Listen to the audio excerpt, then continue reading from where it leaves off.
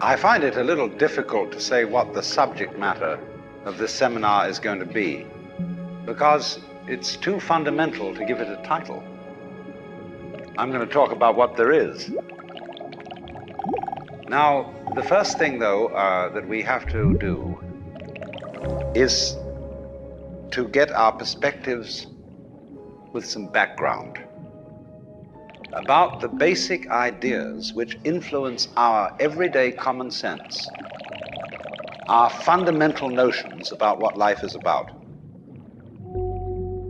Ideas of the world which are built into the very nature of the language we use and of our ideas of logic and of what makes sense altogether. And these basic ideas I call myth, not using the word myth to mean simply something untrue, but to use the word myth in a more powerful sense.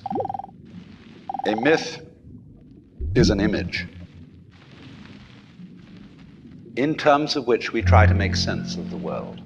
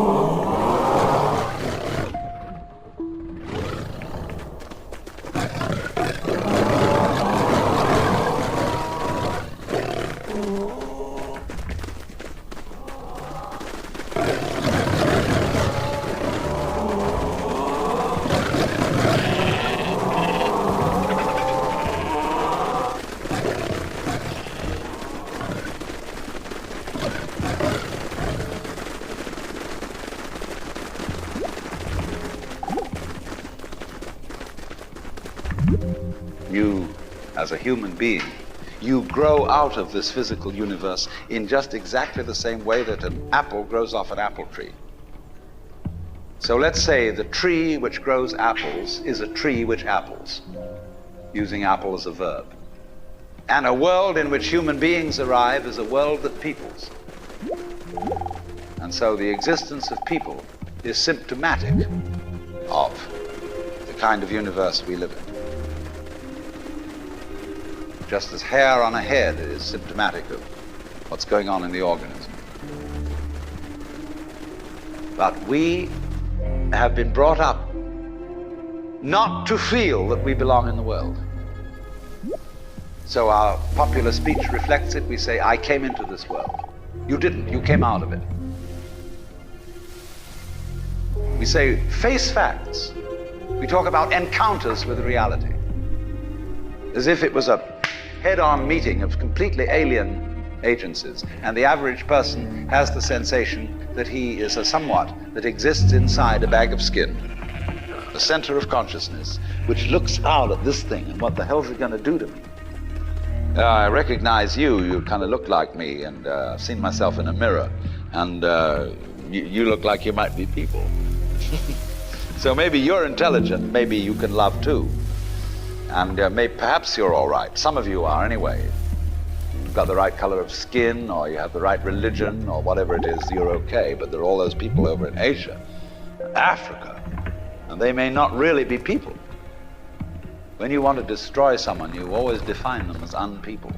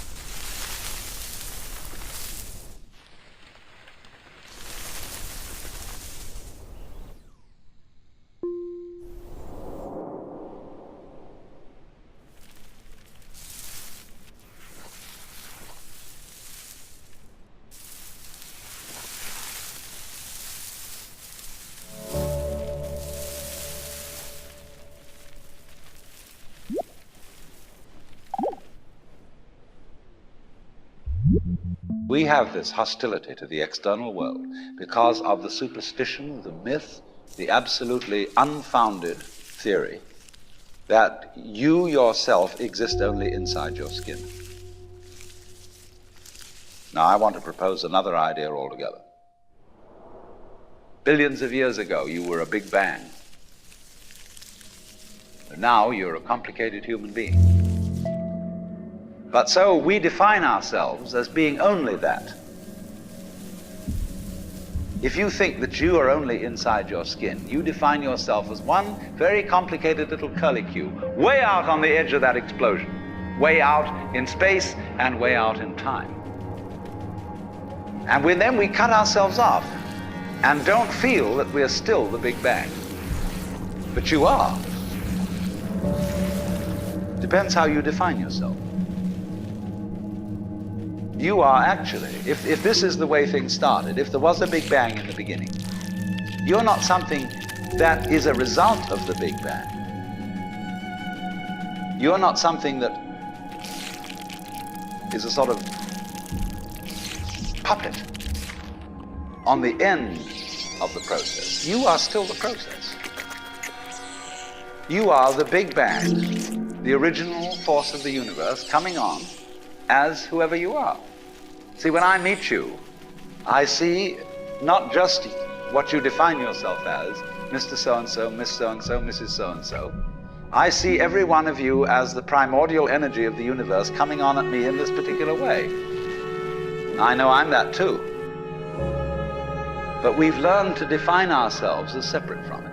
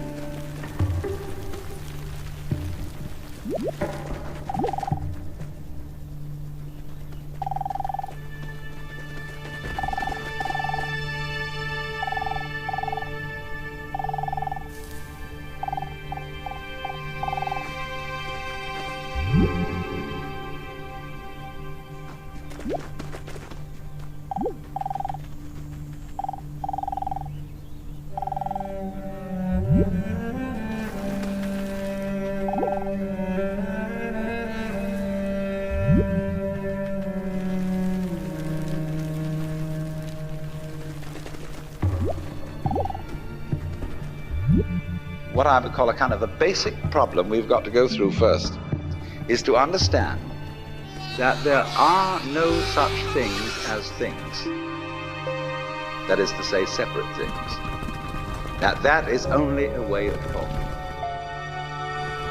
If you can understand this, you're going to have no further problems. I once asked a group of high school children, what do you mean by a thing? And first of all, they gave me all sorts of synonyms. They said it's an object, which is simply another word for a thing. It doesn't tell you anything about what you mean by a thing.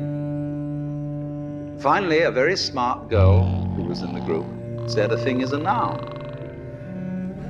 And she was quite right. A noun isn't a part of nature, it's a part of speech. There are no nouns in the physical world. There are no separate things in the physical world either. See, the physical world is wiggling. The clouds, mountains, trees, people are all wiggling. And only when human beings get working at things, they build buildings in straight lines and try and make out that the world isn't really wiggly. But here are we sitting in this room all built on straight lines, but each one of us is as wiggly as all get out.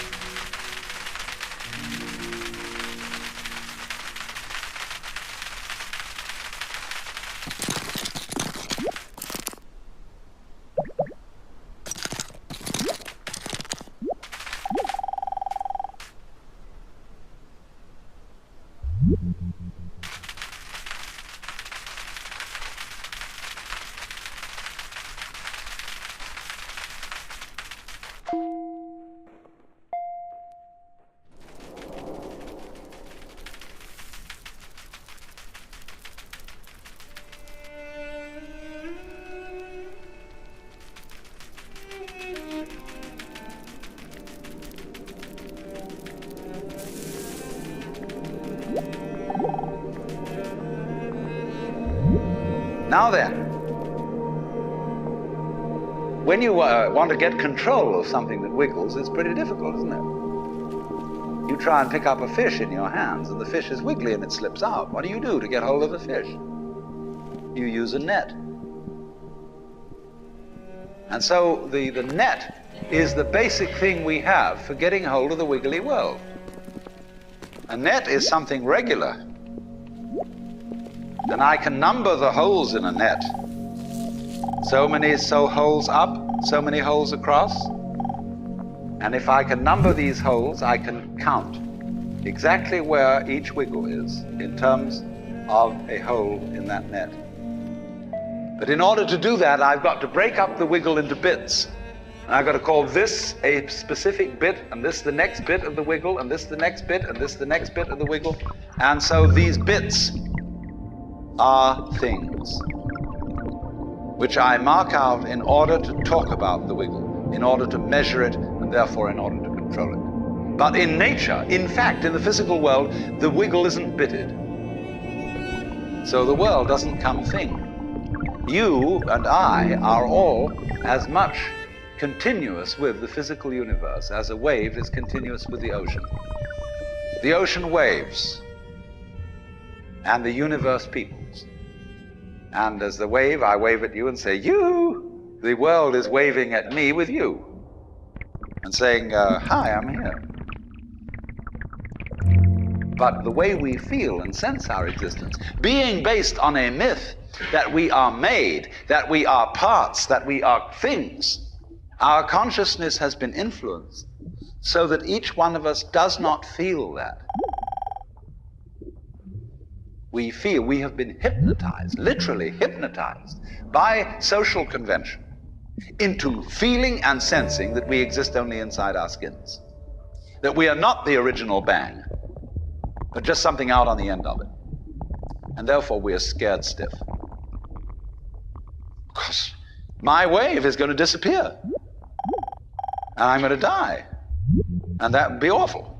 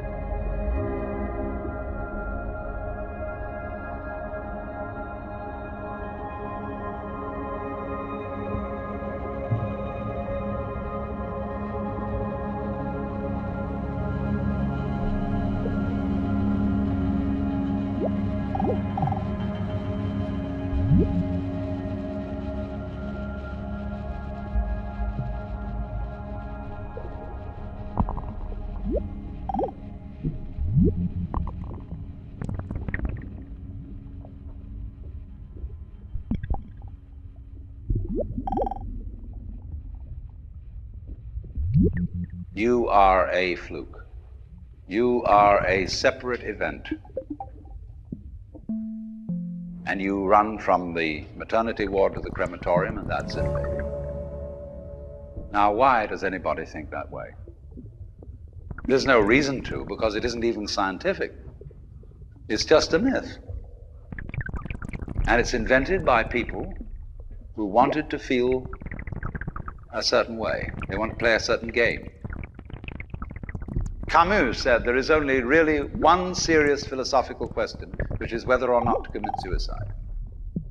Should you or not commit suicide? This is a good question. Why go on? And you only go on if the game is worth the candle. Now, the universe has been going on for an incredible long time. And so really, a satisfactory theory of the universe has to be one that's worth betting on. It seems to me, absolutely elementary common sense. If you make a theory of the universe which isn't worth betting on, why bother? Just commit suicide. But if you want to go on playing the game, you've got to have an optimal theory for playing the game.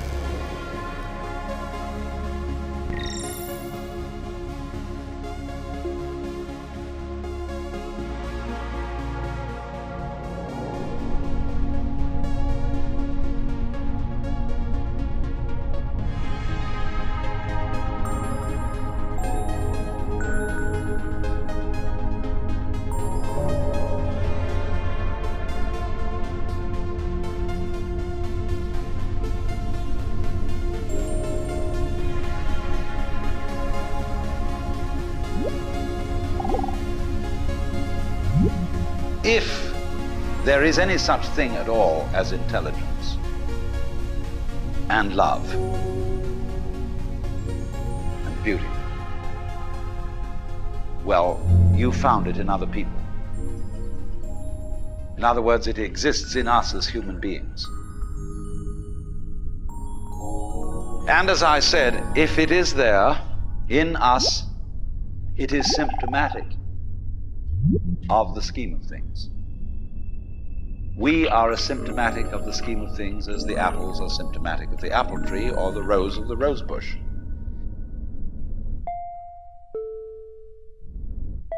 The earth is not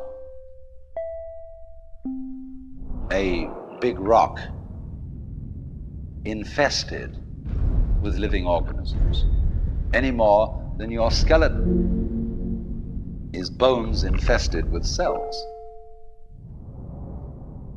The earth is geological, yes, but this geological entity grows people. And our existence on the earth is a symptom of the solar system and its balances, as much as the solar system in turn is a symptom of our galaxy, and our galaxy in its turn is a symptom of the whole company of galaxies. Goodness only knows what that's in.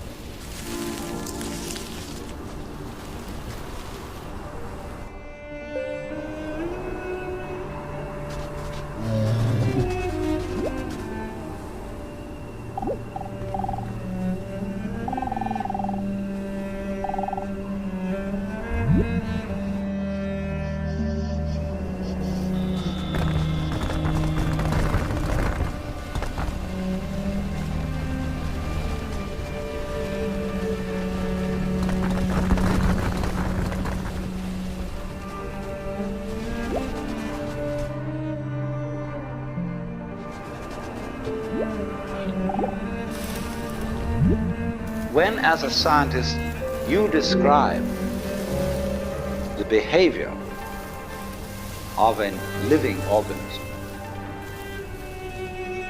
you try to say what a person does. It's the only way in which you can describe what a person is. Describe what they do. Then you find out that in making this description, you cannot confine yourself to what happens inside the skin. In other words, you can't talk about a person walking unless you start describing the floor. Because when I walk, I don't just dangle my legs in empty space. I move in relationship to a room. And so in order to describe what I'm doing when I'm walking, I have to describe the room. I have to describe the territory. So in describing my talking at the moment, I can't describe this just as a thing in itself, because I'm talking to you. And so what I'm doing at the moment is not completely described unless your being here is described also. So if that is necessary, if in other words, in order to describe my behavior, I have to describe your behavior and the behavior of the environment, it means that we've really got one system of behavior. That what I am involves what you are. I don't know who I am unless I know who you are. And you don't know who you are unless you know who I am. In other words, we're not separate. We define each other. We're all backs and fronts to each other. We and our environment, and all of us and each other, are interdependent systems. We know who we are in terms of other people. We all lock together. And this is, again and again, the serious scientific description of how things happen. And any good scientist knows that what you call the external world is as much you as your own body.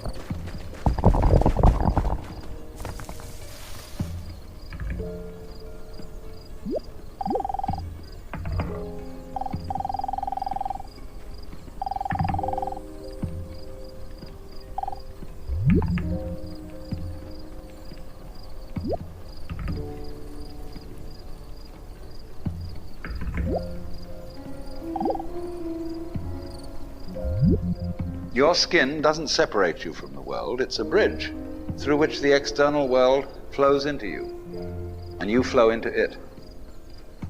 Just, for example, as a whirlpool in water, you could say because you have a skin, you have a definite shape, you have a definite form. The whirlpool is a definite form, but no water stays put in it. The whirlpool is something the stream is doing.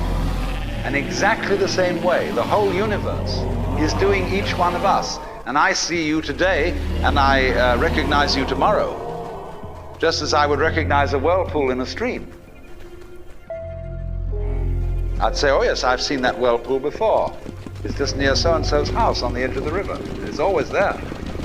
So in the same way, when I meet you tomorrow, I recognize you. You're the same whirlpool you were yesterday. But you're moving. The whole world is moving through you. All the cosmic rays, all the food you're eating, the stream of steaks and milk and eggs and everything is just flowing right through you. When you're wiggling the same way, the world is wiggling, the stream is wiggling you. But the problem is, you see, we haven't been taught to feel that way. The myths underlying our culture and underlying our common sense have not taught us to feel identical with the universe, but only parts of it, only in it, only confronting it, aliens. And we are, I think, quite urgently in need of coming to feel that we are the eternal universe, each one of us. Otherwise, we're going to go out of our heads. We're going to commit suicide, collectively, courtesy of H-bombs. And, all right, supposing we do, well, that will be that, and it'll be life making experiments on other galaxies. Maybe they'll find a better game.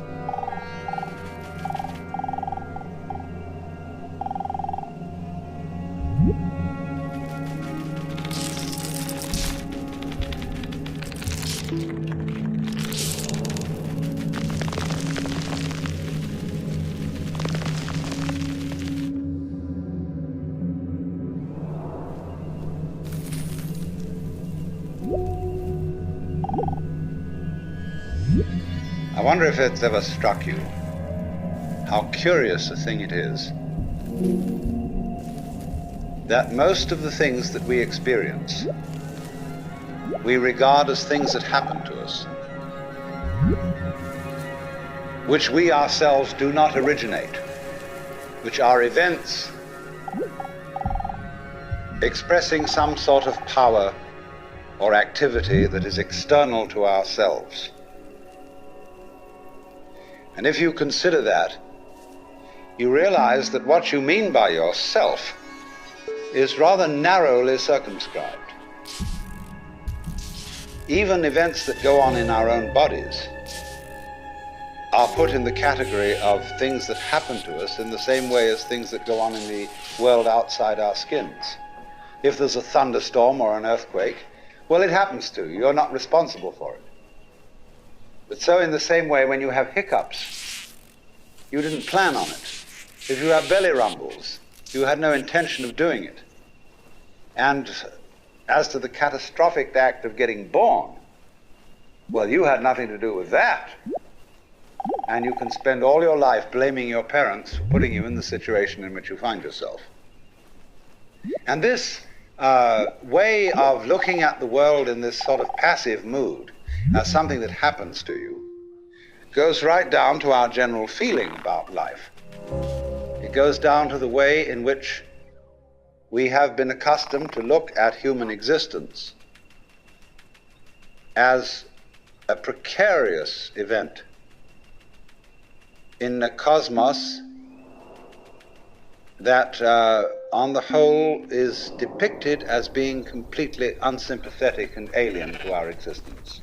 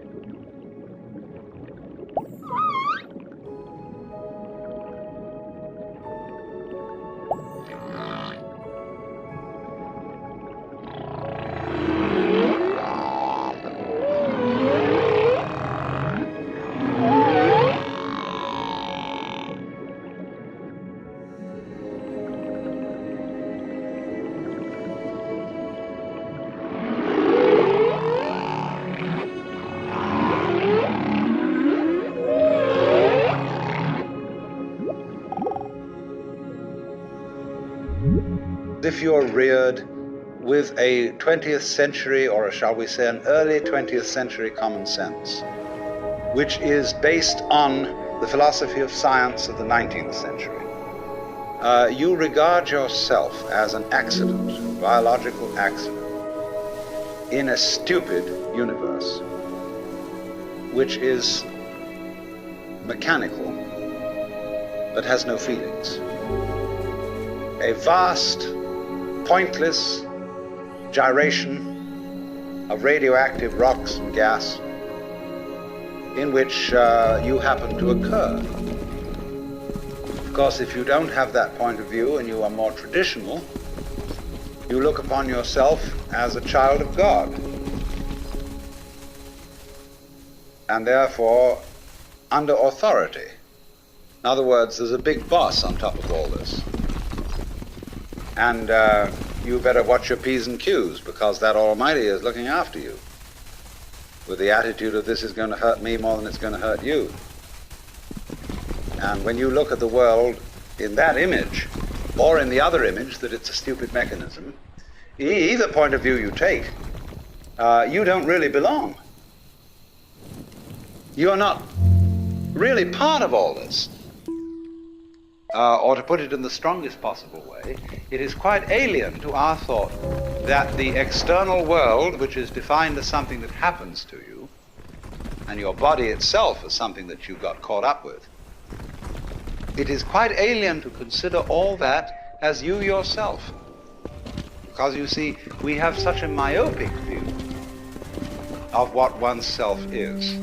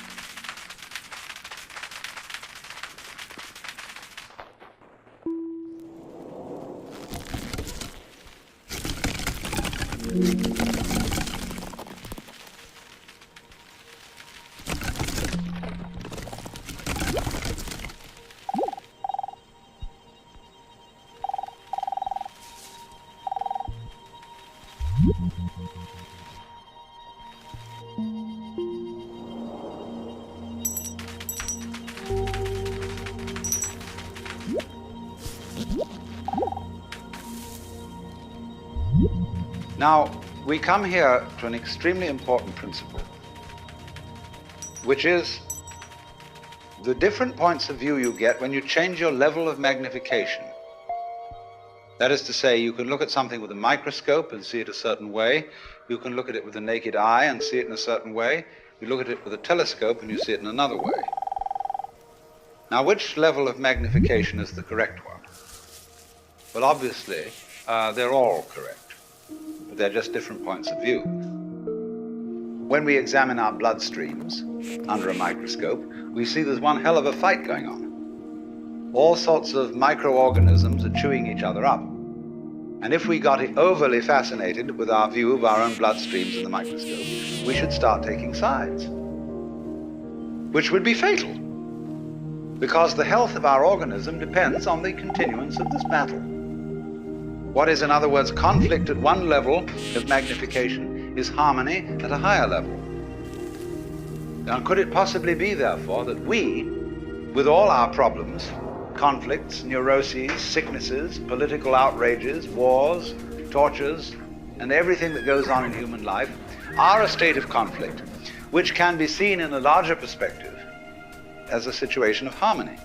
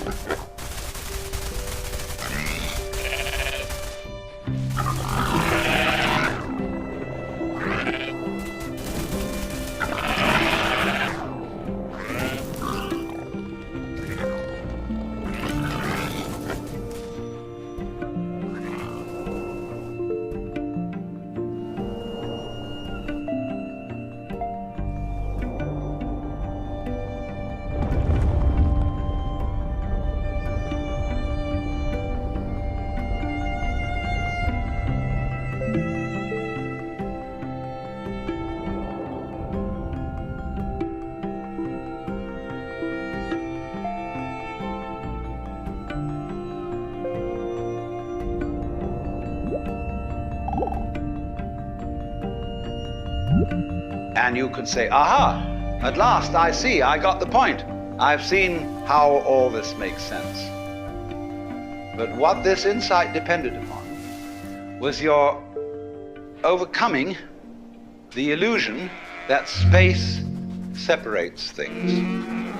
That is to say, the space, the interval between your body and mine. The interval created by birth at one end and death at the other. And then after somebody's death, then somebody else's birth. These are events with intervals between them. And normally we regard these intervals in time and these intervals in space as having no importance, no function. we tend to see the universe itself as really consisting in all the stars and galaxies. That's what it is. That's what we notice. But the space in which all this happens is sort of written off as something that isn't really there. But what one has to realize is that the space is an essential function of the things in the space. After all, you can't have separate stars unless there is a space around. Eliminate the space and you will see you couldn't have this phenomenon at all. And vice versa. You couldn't have the space.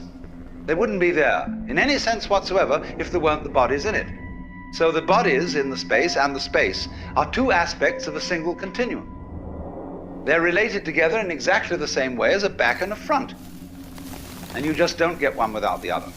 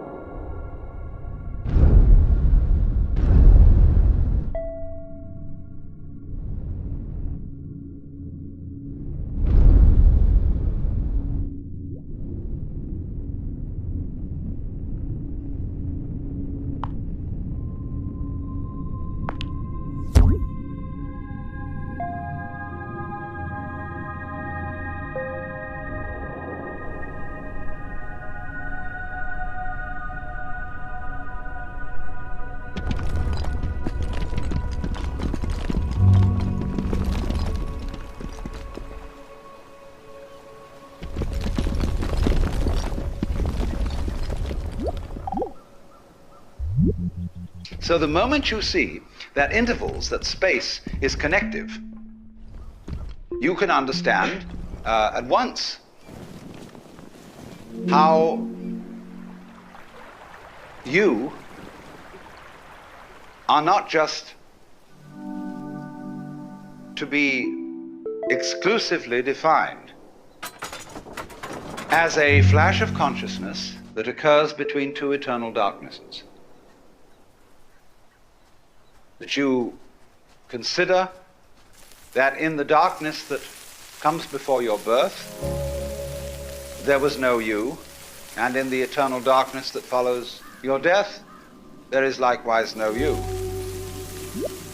And I'm going to discuss these matters not by appealing to any special spooky knowledge, as if I had been traveling on the higher planes and knew all my previous incarnations and therefore could tell you authoritatively that you are much more than this individuality. I'm going to do it on a basis of complete common sense, that everybody has access to the facts.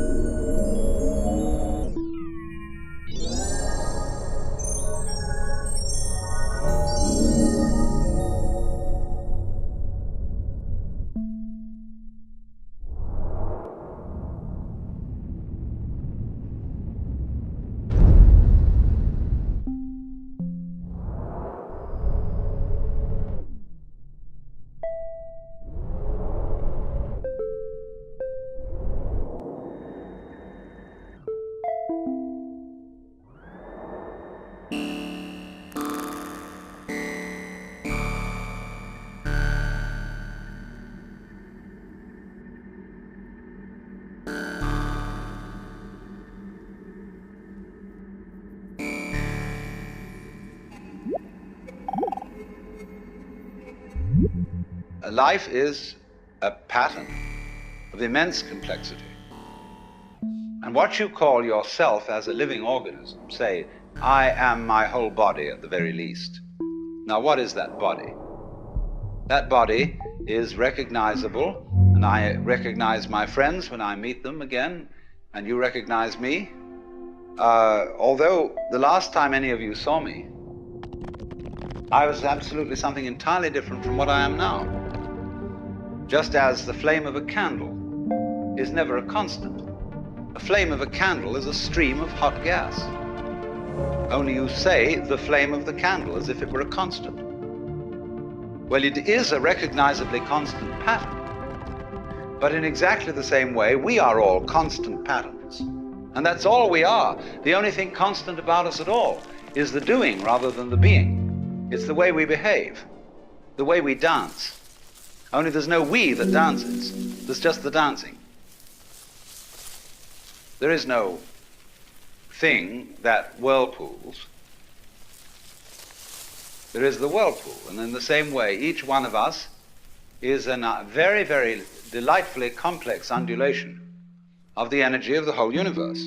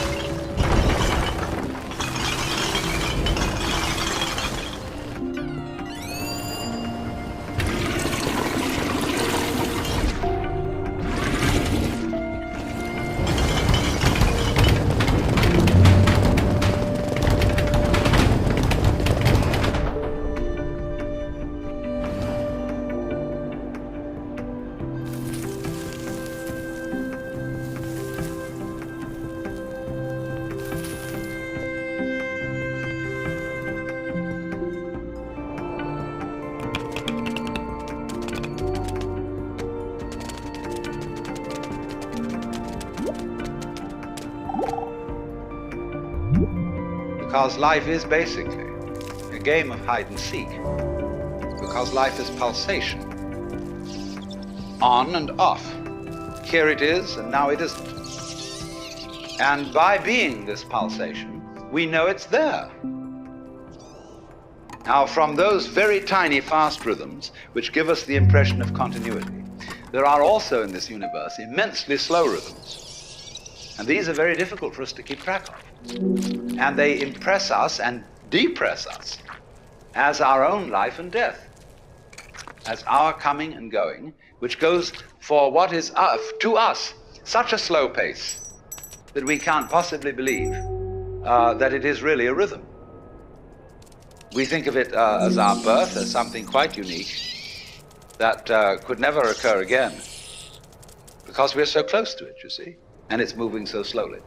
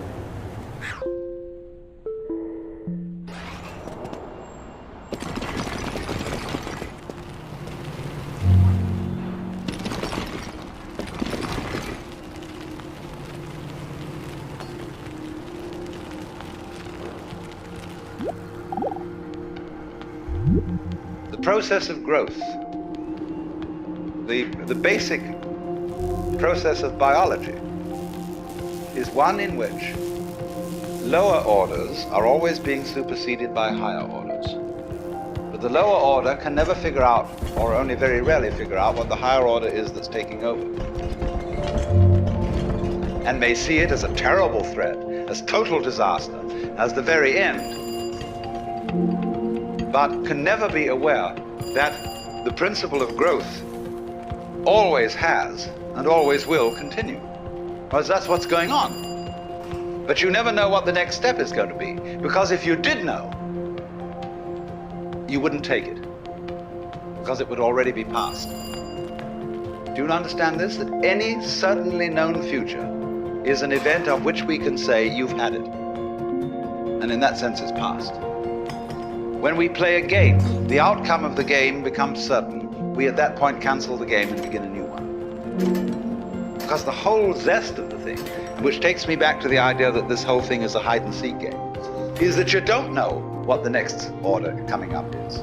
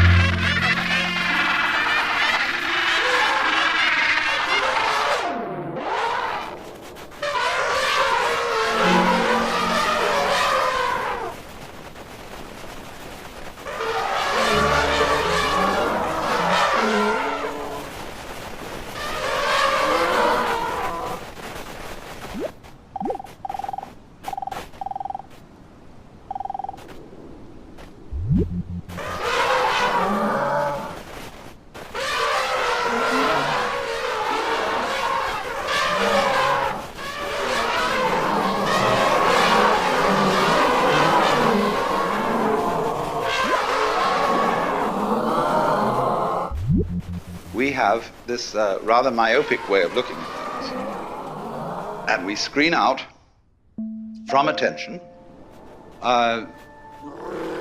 anything that is not immediately important to a scanning system based on sensing danger. But quite obviously, you as a complete individual are much more than the scanning system.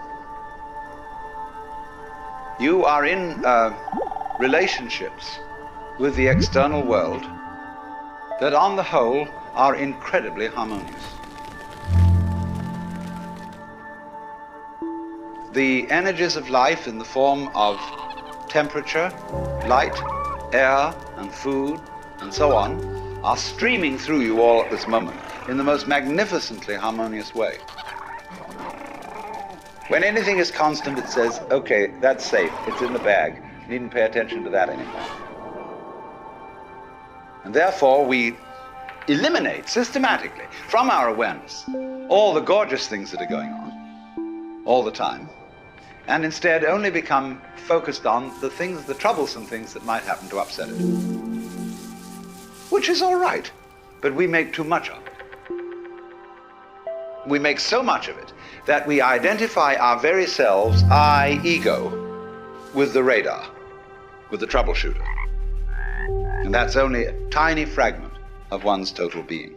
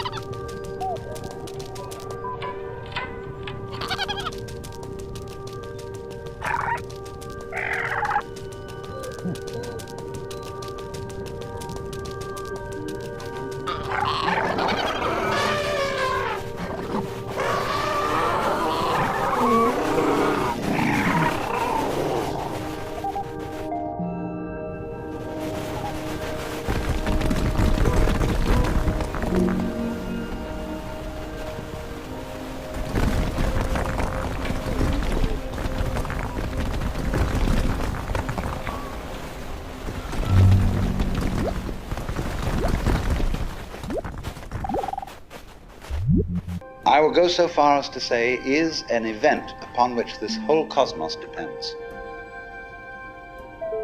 This thing goes both ways. It's not only that every little organism which exists depends on its total environment. The reverse is also true, that the total environment depends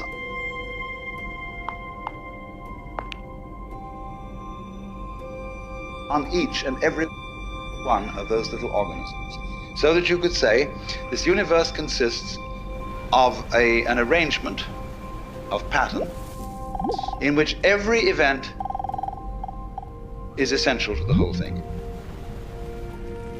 Now, we screen that idea out of our consciousness in exactly the same way that we screen out the perception of space as an important reality. Just as we pay attention to the figure and ignore the background, so we see one way of looking at things, mainly that the organism is very frail against the environment. It lasts a long time, the environment, but the organism only lasts a short time. What do you mean the environment lasts a long time? What does the environment consist of? Just a lot of little things. When you get far enough away from all the organisms and the little bits of things, you see the environment in another scale of magnification. But actually, the whole thing is arranged in a polar system where the enormous depends on the tiny and the tiny depends on the enormous. And you get a relationship between these extremes which can be called a transaction. They always go together. So in this way, we are always, as it were, overemphasizing a certain aspect of our experience.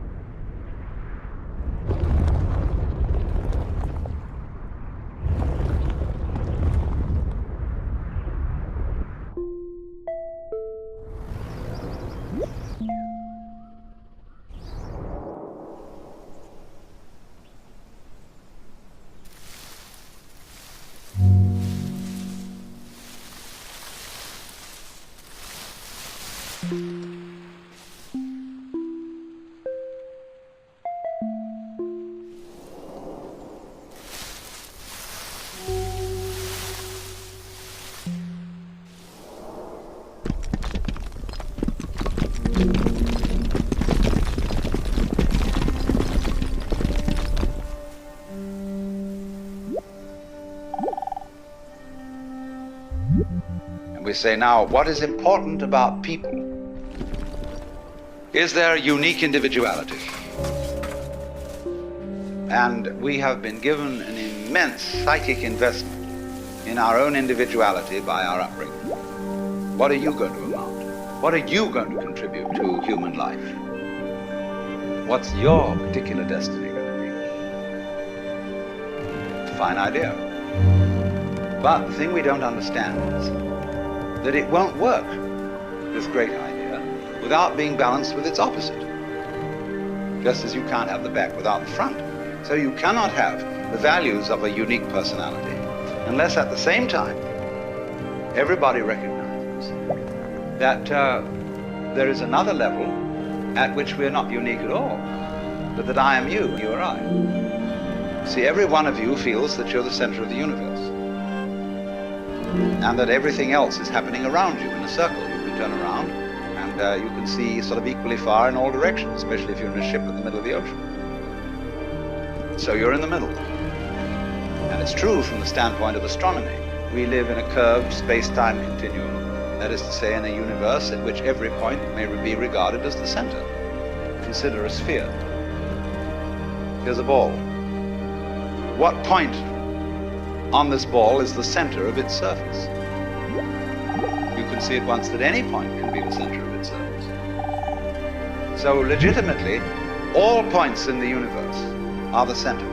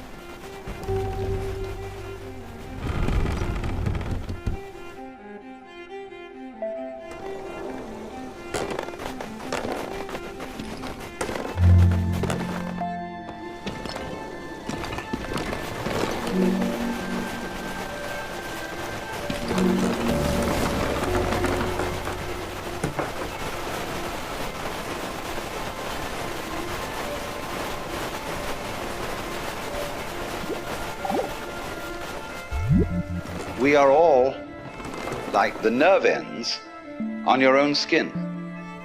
See, at every point on your skin, there's a little nerve end going beep and getting information from the outside world. Another and another and another, all over. And they all constitute your total sensitivity. So in the same way, and all these people sitting around here, with their little eyes and little ears and things, they're going beep, and they're all really one common center called I, which is looking at itself from ever so many different points of view. Only we are so close to it, and we are so absorbed in the different ways each one of them is doing, that we neglect the community underneath.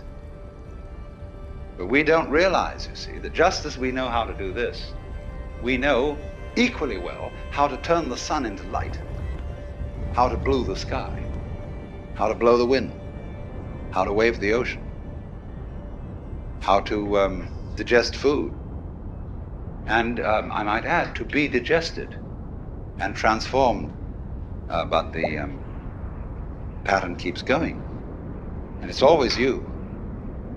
Only you see, you have this marvelous capacity to transform yourself without knowing that you're doing it. Therefore, you keep surprising yourself, and therefore you keep on doing it. Because if you didn't surprise yourself, you wouldn't go on doing it. It's just the very fact, you see, that you seem to be the victims of a thing you don't understand, and that you seem to conclude your life every time in a wipeout called death, where all your control goes, is just exactly that opposite condition to what you call being alive, that allows you to be alive.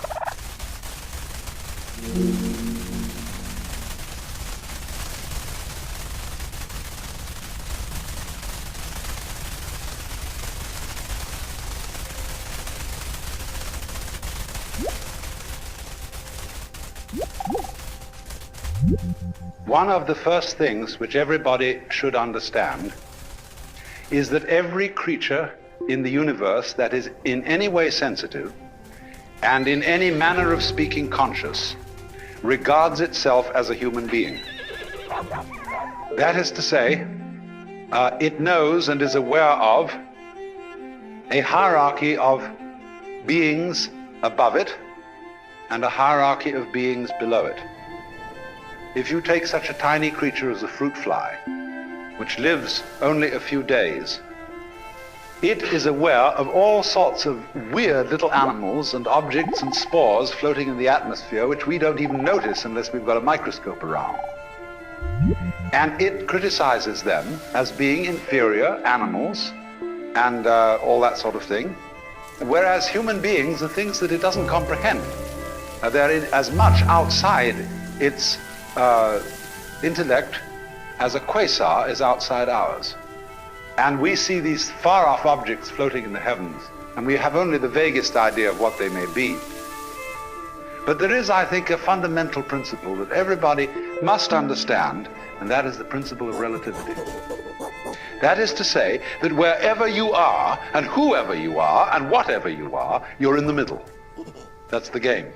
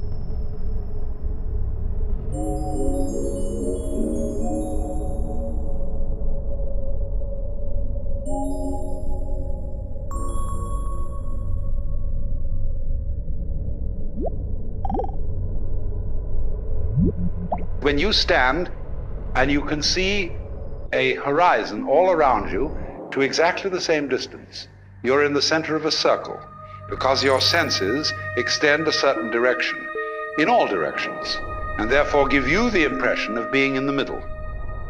Now, everything in the world feels like that. And also it has its own kind, which look natural to it. You see spiders and hydras and sea urchins and so on don't look very natural to us. We say, well, I wouldn't want to look like that.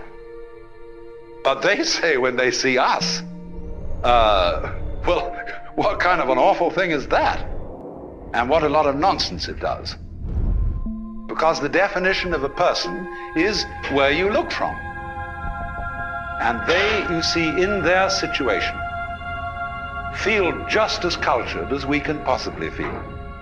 And they have their distinctions and their snobberies, just in the same way that we do. Because you see, they dig all sorts of things that we don't even notice. We think a person is cultured because they play the piano or the violin or they read poetry or they have a big library and they have paintings all around and they have a fancy house and so on. And we say, well, there's a person of culture. And we can see at once that this is really some rather elegant human being. But when you get down into the world of fishes, they have exactly the same thing.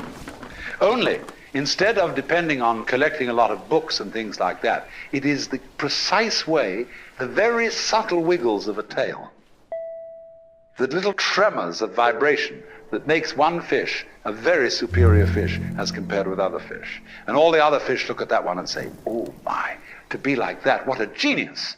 To be able to do just that little extra thing, see? Because they're very sensitive. Even airplanes in formation can't begin to do what birds and fish can do in their communal swirling dances that they do.